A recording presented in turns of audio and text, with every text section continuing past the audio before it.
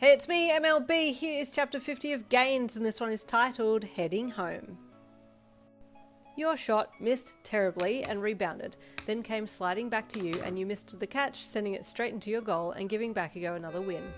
No! You shrieked, your shriek being met by the sound of his raucous laughter behind you. No, wait, I can do this, you said, grabbing the puck from the tray and setting it up again. This time you truly focused while Bakugo had fallen apart behind you, and shoot your shot. It went straight into the goal on his side and you got a point, making you screech with excitement. Yes! I did it! You shouted, bouncing up and down. Well, dumbass. You got 1 point while I wasn't guarded. Bakugo teased as he collected himself and walked back to his side.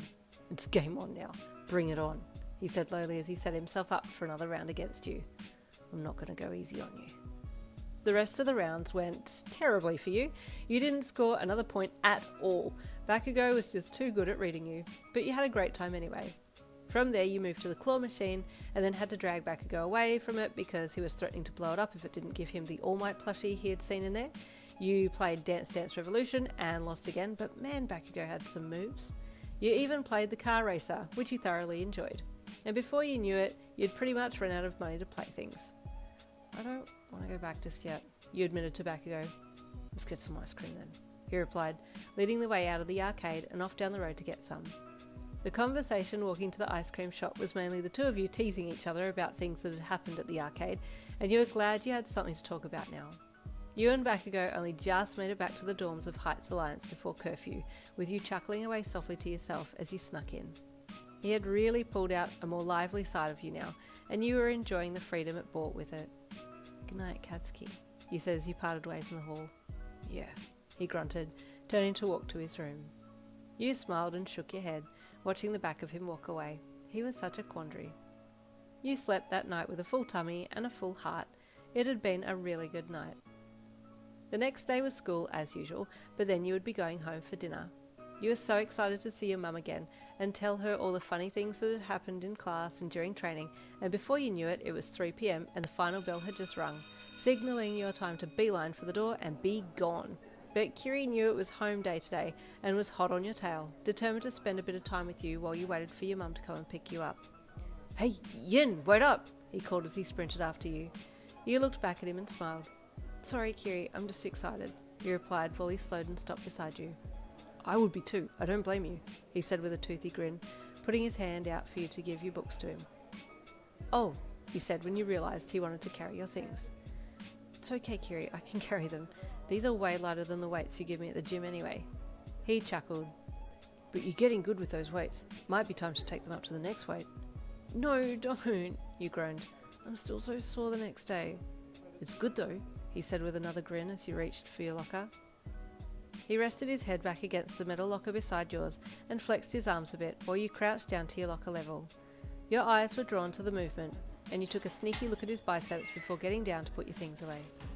I still need to work on my size a bit though, he commented, checking out his arms.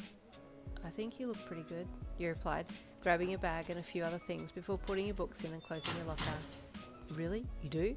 He asked eagerly, his eyes shining as he stood up again. Then he played it down a little. So, this size looks okay? You nodded. Yeah, of course, you're already super stacked. Kiri blushed excitedly and scratched the back of his head bashfully, unable to say anything back to your casual compliment. He was really stoked that you'd said that. You headed out of the school building with him, chatting as you walked down to the front gates of the school. Are you going to change first before heading home? He asked, noticing that you were still in your school uniform. Nah, I still have clothes at home, so I was going to change there as well as bring some of the clothes with me. It's starting to get a little warmer these days, so I thought I'd bring some of my cut-offs, the shorts, dresses and stuff. I don't know. You replied idly. Oh, okay, yeah, that makes sense, he said, his mind pulling forth an image of you with those curves and a dress, or maybe you in a pair of shorts that hugged your dumpy just right, and... you okay? You asked, having turned your head to look at him and say something, but the boy looked like he was about to blow a fuse, and you were shocked for a second. What could he be thinking about to have made him make that face? Yeah, no, I'm cool, I'm good, he stammered, coughing and clearing his throat. Okay, he replied dubiously. What have you got on tonight? Nothing really, he replied, Just a small workout, homework and dinner, that's all. Sounds chill, you replied. It was silent for a second, and you were about to say something else, but then you heard a car approaching, and you faced it up. Here's Mum, you said brightly.